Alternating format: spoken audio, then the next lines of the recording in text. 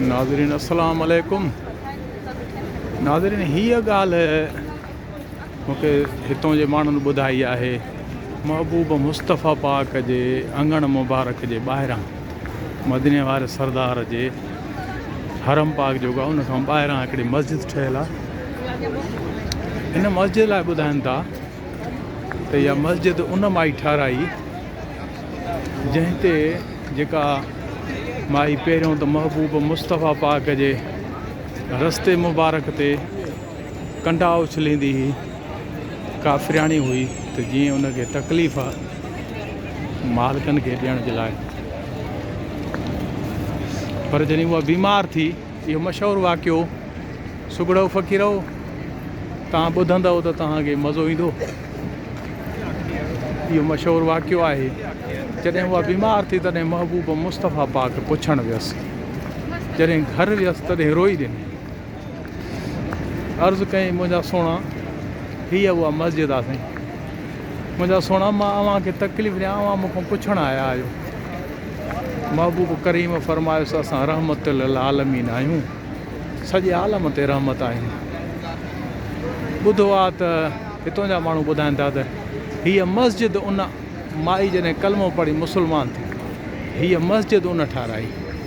हिन मस्जिद में माण्हू अंदरि घुमंदे फिरंदे निमाज़ पढ़ंदे असां ॾिठा आहिनि। हीअ मस्जिद आहे एतिरे ताईं। उन खां बाद में हीअ मस्जिद आहे साम्हूं। इहा मस्जिद वरी संगत ॿुधाए पई त हज़रत अबू बकर सिद्दीक़ साईं जेको महबूबनि जो असहाबी आहे, उन ठाराई। हज़रत अबू बकर सिद्दीक़ साईं जी मस्जिद आहे। ऐं मौला अली अलैहिस्सलाम जी बि मस्जिद आहे, पर उहा हिन महिल बंदि आहे। उन्हनि में अंदरि नथा अचनि पिया। हीअ उनजे वट में दुकान आहिनि, उन में हर शइ पई आहे, ख़रीदारी हले थी पई। हिते करोड़नि सां रांद आहे। हिते अरबनि जी ॻाल्हि आहे। हिते पाण बि अरब आहिनि त अरबपति आहिनि। महबूब मौला अली अलैहिस्सलाम जी मस्जिद मुबारक इहा साम्हूं आहे। इहो मुनारो जेको नज़रे थो, इहे जेको मुनारा नज़रनि था, इहा साम्हूं इहा मौला अली अलैहिस्सलाम जी मस्जिद ठारायल आहे। पर इन मस्जिद खे चवनि था, अॻे पासे खां त मां न वियो आहियां, चवनि था उन्हनि ॿाहिरों बंदि करे छॾी आहे, अंदरि ज़ियारत जे लाइ नथा छॾनि। मौला जे नाम तो सदके वञा, मौला सरदार आहे, मौला काइनात, मौला अली अलैहिस्सलाम। हीअ महबूब करीमनि जे सन पाक खां थोरो परे आहे, थोरो परे आहे। सुभान अल्लाह जो रंग आहे। हे सभु ज़ियारतूं कयो। बाक़ी हज़रत अबू बकर सिद्दीक़ साईं जी मस्जिद साम्हूं आहे, उहा बि हज़रत अबू बकर सिद्दीक़ जी ठारायल आहे, पंहिंजी आहे, नंढड़ी हल्की आहे।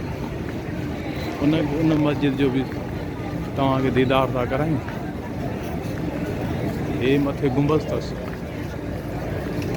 इहो आहे हुनजो मुनारो, ऐं हीअ आहे मस्जिद साम्हूं। सुभान अल्लाह जो रंग आहे मालिक जो। हीअ मस्जिद आहे, अंदरि माण्हू निमाज़ पढ़नि था।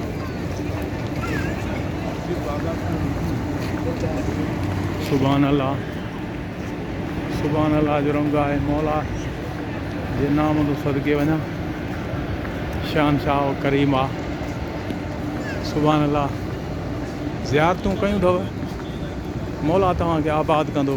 मौला मदीने वारो सरदार ख़ुशि कंदो तव्हांखे। पंजतन पाक सदके आबाद हूंदव।